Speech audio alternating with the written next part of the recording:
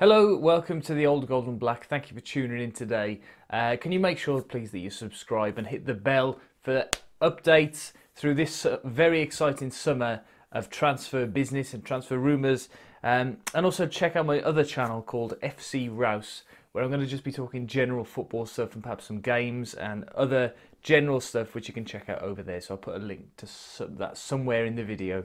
But today I thought I'd start off with the strangest, most peculiar transfer rumour that I've ever come across as a Wolves fan, and that's Gareth Bale to Wolves. Now, this has been touted, it's been rumoured on the BBC Sport website. I've seen it mentioned that PSG, Manchester United or Wolves are three possible destinations for Gareth Bale next season, which is unbelievable really to think they were even in that conversation. But I've been thinking and I've come up with 5 reasons why Gareth Bale should move to Wolves. So Gareth, if you're watching, then please do pay attention and I'll give you the reasons why you should come. So reason number 1 is that we would absolutely adore Gareth Bale. He's been mistreated by Zidane as recently as the other day, being told that even if he had a 4th substitute, he would not bring Gareth Bale on. That's terrible for a player of Gareth Bale's stature and his ability to not be in that bracket of players. And considering how well he's played for them, particularly in those big games,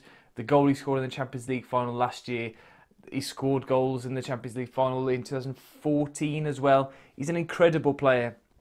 And he's overlooked so often around Madrid, and we would absolutely adore him. The fans at Madrid as well have also been critical of him because of his lack of enthusiasm for Spanish culture and refusing to sort of go into the town in Madrid or to learn Spanish and things like that, which, I mean, I wouldn't be too bothered if he didn't bother to learn Black Country. If he didn't learn the words to buzz in either word, I wouldn't be too bothered. All Wolves fans just want to appreciate good effort on the pitch, and from what we've seen from Bale over the last 10 years or so, he does put in a lot of effort on the pitch, and we would certainly reap the rewards there. Point number 2 is that Wolves improve players. Now, Gareth Bale is one of the best players in the world, however, he's not quite in that top bracket of football player at the moment, and Wolves could get him there. Nuno and his coaching team have certainly improved a number of players, particularly like Conor Cody and Matt Doherty, the best examples, but also the top players like Diogo Jota.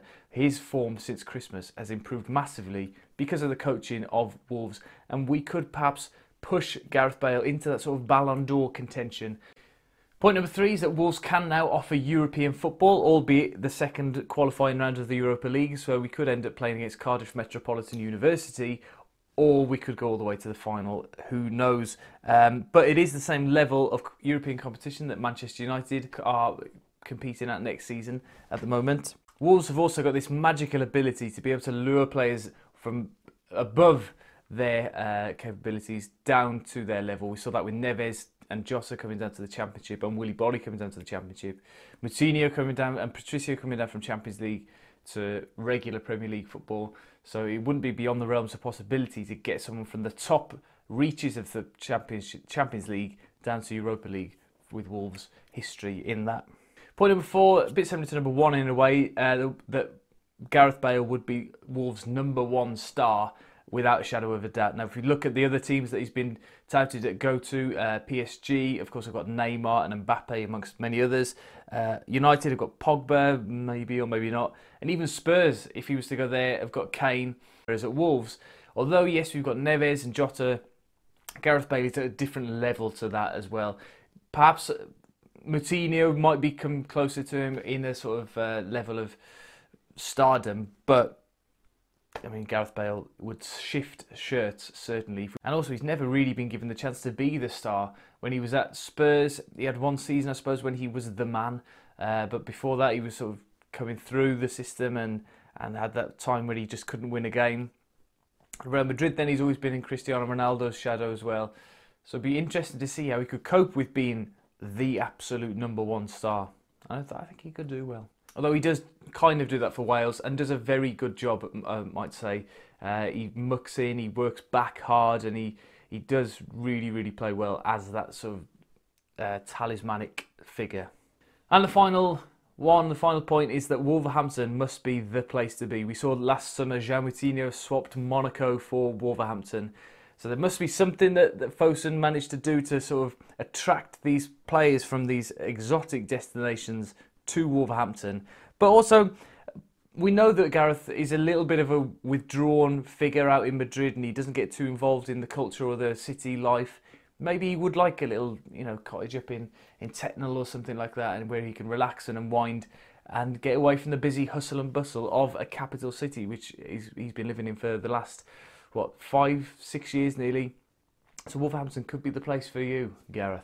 Obviously, this video is a little bit tongue-in-cheek, but there is some seriousness behind the chances of Wolves signing Bale. It would be amazing. It would be the biggest signing ever. But in reality, we've got to be looking more of the likes of Solomon Rondon, which has been more, which has got a little bit more traction to it. Apparently, Wolves have actually put a bid in for Rondon at the moment to West Brom. There's been a number of Wolves fans who've said, "Oh, we don't want any ex-Albion players."